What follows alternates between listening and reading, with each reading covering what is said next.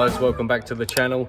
Today we've got a Ford Transit tipper in on a 2009. It's got the 2.4 engine in and it has an EGR fault. It's stuck closed, so we need to take that EGR valve completely off the vehicle and replace it with a new one. So let's get into it. So we're working outside today because it doesn't actually fit in the workshop, and we have the Transit 2.4. So all we've done is we've removed the airbox that sits up here. So we take that out of the way. It's just two 10mm bolts, and as you can see just down there is the EGR valve.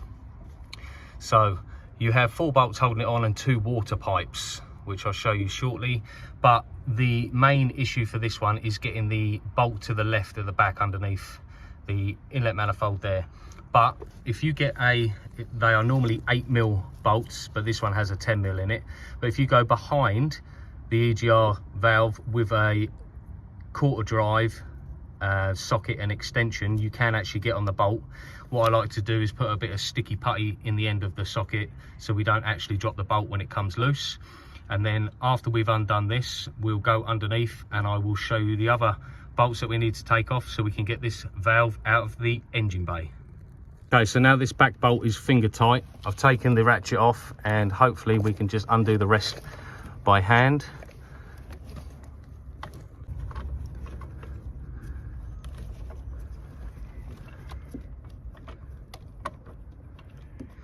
So now that bolt is fully undone. Hopefully, if you bring it out nice and slowly, you'll see it's still stuck in there because I put a little bit of sticky putty in there so we won't lose that bolt.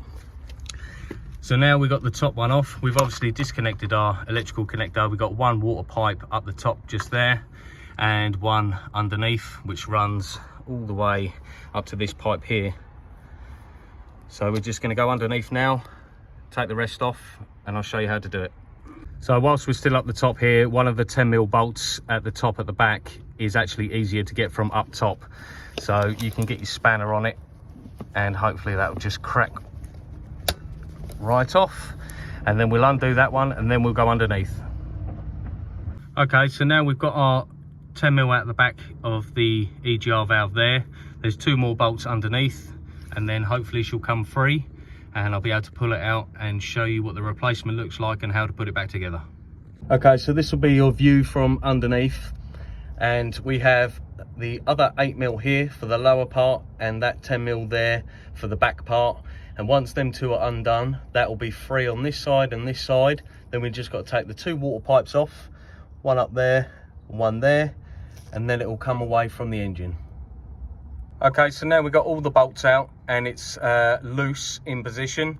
We've just got to take these water pipes off. I always leave them till last because you're underneath the vehicle and I don't really want to get covered in coolant whilst taking the last bolts out.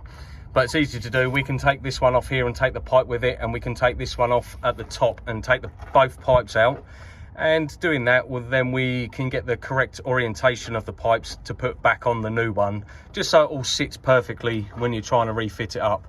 There are 2 gaskets, and you should get 2 new gaskets in the new one, which we will get this off, and then I'll put them on the bench next to each other so you can see exactly what the new one looks like, and then we'll refit it. Okay, so we're back up the top now. We've just taken off the water pipe at the back there, which is easy. It's just a spring clip and it pops off nice and easy. And we've just removed the spring clip from the front. So now we can just pop that off, hopefully lose minimal coolant, but move your mat out the way, otherwise it will get wet. And now if we grab our EGR valve, she will just come out the top like that with the little hose following.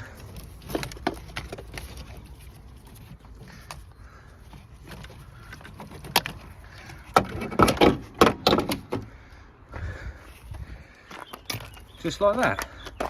And luckily we did pull this hose out because the customer complained of a water leak, and I believe we may have just found it.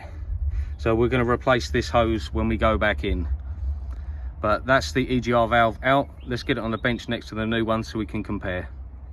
So here is our new EGR valve, all shiny new, just making sure everything's correct. The plug looking all good, and it comes with the 2 new gaskets. Don't forget to fit those, and this is the old one. This is the water pipe that runs through for the cooling, and then we're going to transfer this pipe over onto there, and then we're going to refit it back in the van. Okay, so we're back under the vehicle here. I did have a little clamp, so I just clamped off that water hose there just to stop any extra leaking out. But now we're going to slide that back in between the 2 pipes there.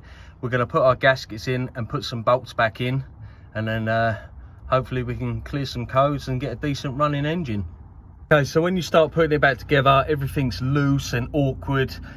The only tip I can give you is if you start with this bottom 10mm bolt, you put the 10mm bolt in first, then you hang the gasket off of it one side, then you can put this up to it, and once you start that bolt with the gasket on, then you can just slide the gasket up to the top, and then you'll be able to line up the top. It's a lot easier than trying to hold the gasket, the EGR valve and the screw at the same time when you only have 2 hands, but you actually need 3.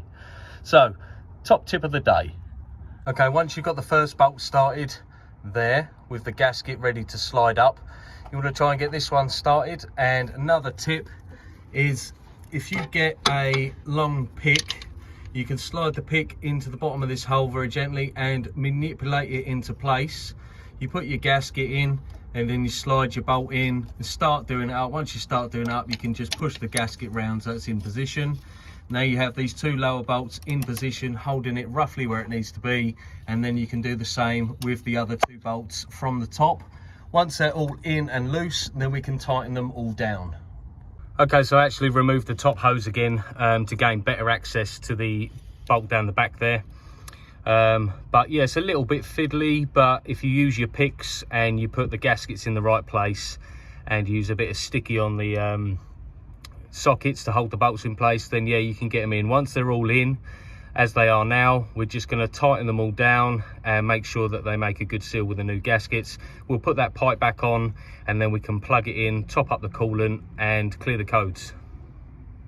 Okay, so we have all of our 4 bolts all done up. The gaskets are in place, all nicely sealed. We've got our plug back on just there.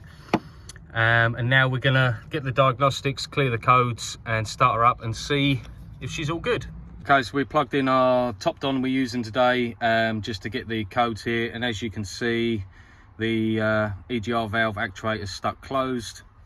So we're gonna clear the DTCs now.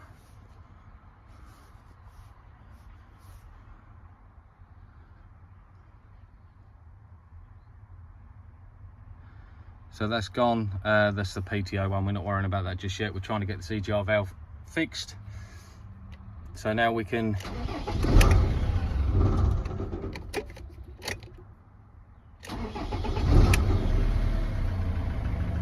start the engine. We just let it run.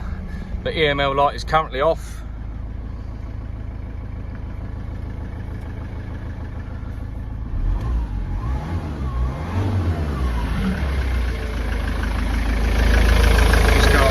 Have a quick look,